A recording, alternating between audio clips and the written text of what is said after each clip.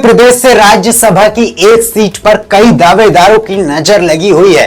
भाजपा के खाते में जाने वाली इस सीट के जरिए कई नेता राज्यसभा पहुंचने की फिराक में है। इसके लिए इन नेताओं ने दिल्ली के भी कई फेरे लगा लिए हैं। केंद्रीय मंत्री ज्योतिरादित्य सिंधिया ने गुना संसदीय सीट से सांसद बनने के बाद राज्यसभा की सदस्यता से इस्तीफा दे दिया था। उनका वर्ष 2026 तक का कार्यकाल था, लेकिन उनके इस्तीफे की वजह से लगभग 2 साल तक के लिए इस सीट पर उपचुनाव कराए जाएंगे। ऐसा माना जा रहा है कि इस सीट के लिए उपचुनाव की तारीखों का ऐलान भी जल्द ही हो सकता है। ऐसे में राज्यसभा जाने के लिए प्रदेश के कई दिग्गज नेता मैदान में बताए जा रहे हैं। सूत्रों का कहना है कि यदि इस सीट से किसी बाहरी व्यक्ति को नहीं भेजा गया तो यहां से किसी समान वर्ग के नेता को राज्यसभा भेजा जाएगा। हालांकि गुना के पूर्व सांसद केपी यादव की दावेदारी केंद्रीय गृह मंत्री अमित शाह के उस वायदे पर मजबूत बताई जा रही है जिसमें लोकसभा के चुनाव के दौरान उन्होंने कहा था कि गुना को 2 नेता मिलेंगे। लेकिन पार्टी से जुड़े सूत्र बताते हैं कि पार्टी का शीर्ष नेतृत्व जातिगत समीकरण को साधने के लिए किसी सामान्य वर्ग के नेता को राज्यसभा भेज सकता है।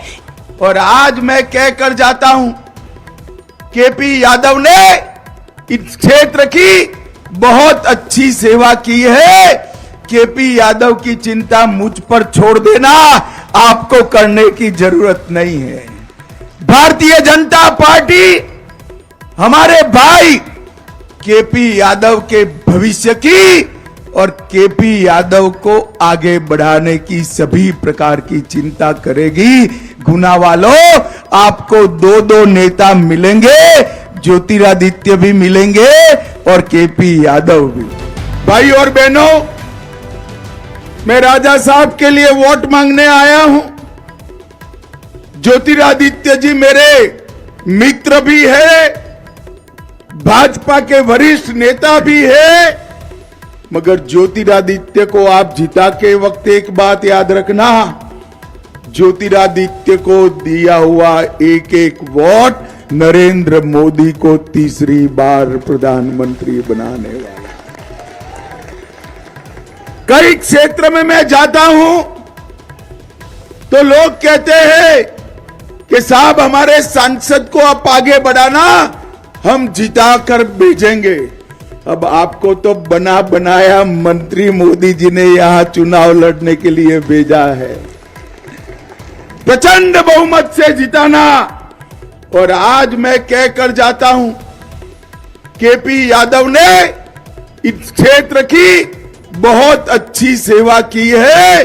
केपी यादव की चिंता मुझ पर छोड़ देना, आपको करने की जरूरत नहीं है। इनमें सबसे पहला नाम पूर्व गृह मंत्री डॉक्टर नरोत्तम मिश्रा का लिया जा रहा है। इनके अलावा बिंद क्षेत्र से क्रांति देव सिंह, चंबल से चौधरी मुकेश सिंह चतुर्वेदी का नाम भी चर्चा में है। यदि भाजपा एल मुरुगन के बाद किसी दूसरे बाहरी नेता को मध्य प्रदेश के कोटे से राज्यसभा में भेजने का मन बनाती है तो लोकसभा चुनाव में AMIM के असदुद्दीन ओवैसी के खिलाफ चुनाव लड़ी कंपन माधवी लता को भी उम्मीदवार बनाया जा सकता है। हालांकि अंदरूनी जानकारी के मुताबिक इसकी उम्मीद कम ही बताई जा रही है। भार्गव की नाराजगी पर भी होगी खास नजर।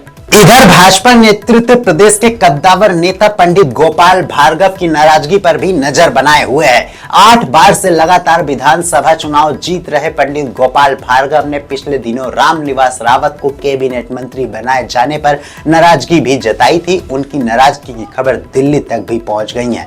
सूत्रों का कहना है कि उन्हें संतुष्ट करने के लिए संगठन और सरकार कई रास्ते खोज रही है। बताया यह भी जा रहा है कि भविष्य में मुख्यमंत्री डॉक्टर मोहन यादव मंत्रिमंडल में पंडित गोपाल भार्गव शामिल हो सकते हैं। फेरबदल होगा जिसमें गोपाल भार्गव को भी मंत्री पद दिए जाने की संभावनाएं हैं। इसके अलावा अमरवाड़ा से उपचुनाव जीते कमलेश शाह को भी राज्य मंत्री बनाया जा सकता है। हालांकि इससे पहले कुछ मंत्रियों से उनकी खराब परफॉर्मेंस का हवाला देते हुए इस्तीफा भी लिया जाएगा। इस स्थिति पे यह संकट होगा बीजेपी के लिए कि पुअर परफॉर्मेंस की बात करके उन मंत्रियों से कैसा इस्तीफा लिया जा सके, जबकि उन्हें मंत्री बने अभी 1 साल भी पूरा नहीं हुआ है। निगम मंडल में भी नियुक्तियां होंगी। सूत्रों का कहना है कि भाजपा 2 विधानसभा और राज्यसभा की 1 सीट के उपचुनाव से पहले अपने नेताओं को निगम मंडल, प्राधिकरण और आयोग के पदों पर बिठाकर उनकी नाराजगी को दूर करने की कोशिश कर सकती है।